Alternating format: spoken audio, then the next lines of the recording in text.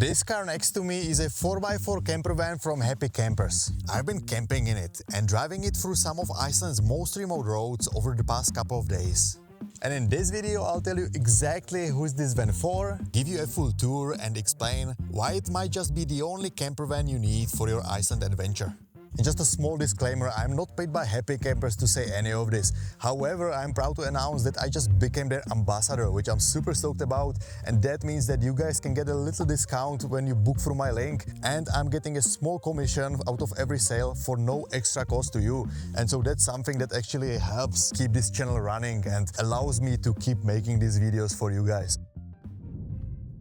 Okay, so let's start outside first, and as you can see, the first thing that you'll notice is the design, the colorful design, which if there's one thing that I can guarantee you is that you definitely won't lose this car.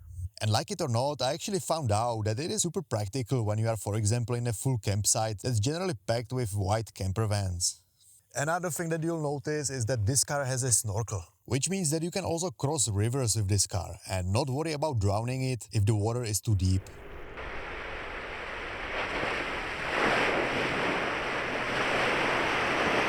And then under the car we have this plate, and this is there to protect the undercarriage of the car from any sharp rocks and stuff.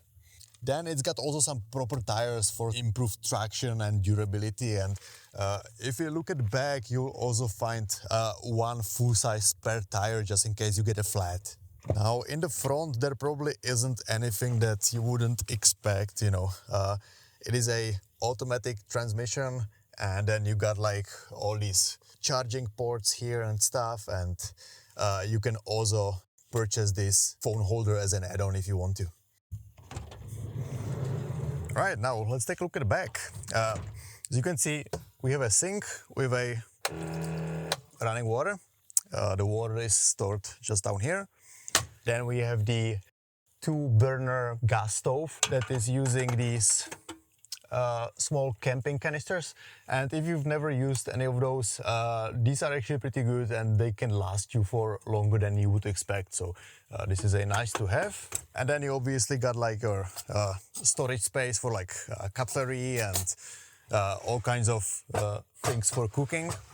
Then down here we have a electric fridge, which is some of my favorite parts about this car, because I actually have a much smaller one in my personal van, and so it is actually nice to have something that has some more space in it.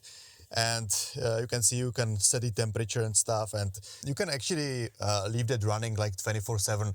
That's at least under the condition that you drive every day for maybe like 3 hours, so the batteries that are charging this fridge have a time to recharge. Next, I also cannot forget about the heater, which is here, and when I turn it on, the hot air starts coming out here. And then you also have some portals for charging here and also right over there. And then when we turn the camera around, here is your sitting/sleeping area. And as you can see, there are like 3 benches around this table, which then convert into the bed. So I can actually show you how to do that. It's super simple. So you have this table. You remove that, take this pole off, you slide this part over, and you place this here, put this pillow in the middle. And I'm not gonna undo this. This is already all my duvets and pillows, and they also provide you with like one big bag that you can put it into, so you don't have to have it messy like this. But this is just the way I deal with this. So I'm ready and I don't have to always unpack and repack and all that. So yeah, as you can see, this is pretty fast and simple. And just so you see, there's quite a lot of space, so you can imagine 2 people can very comfortably sleep here. And I'm 177, and this is actually just perfect. And so if you are maybe a very tall person, you might find that you have your legs maybe a bit in the air, But other than that, I've been sleeping like a baby here and it's been super comfortable. And then it's the same process all over again. So you just slide this back, put this bad boy here, and you assemble the table. So, fast and easy.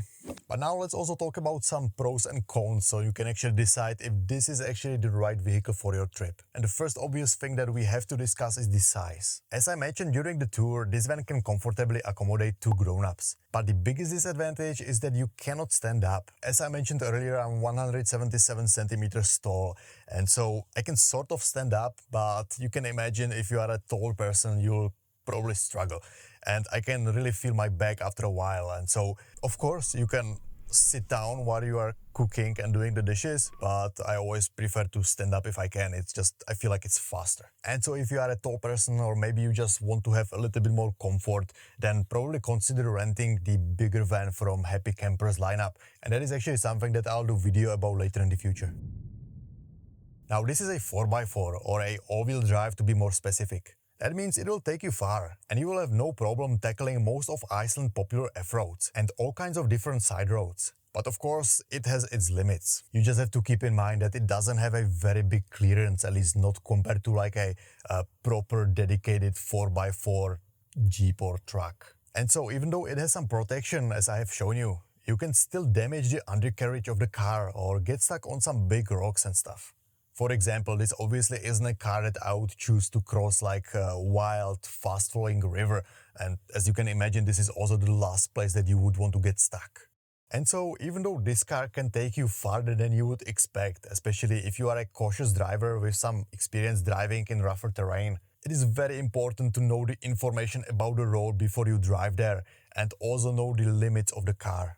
But in my opinion, for like 99% of people, this will be the only van that you need for Iceland to basically get you to most of the places. The only situation where this could actually be an overkill is when you, for example, only plan on driving around the ring road, which is basically just a tarmac, and there is not even any gravel. So if you stay on the ring road, you don't really need to rent a 4x4 and you can simply rent a 2-wheel drive van. However, if you also consider visiting in like a shoulder seasons when we already get some chance of snow, or maybe in the winter, and you prefer to be, safe, then this is definitely a nice option. Also considering that this has a heater and everything, so you can use it all year round. And so yeah, if you have any questions, feel free to comment, and remember the link with the discount will be in the description of the video, so check it out. Happy travels, and I'll see you in the next one.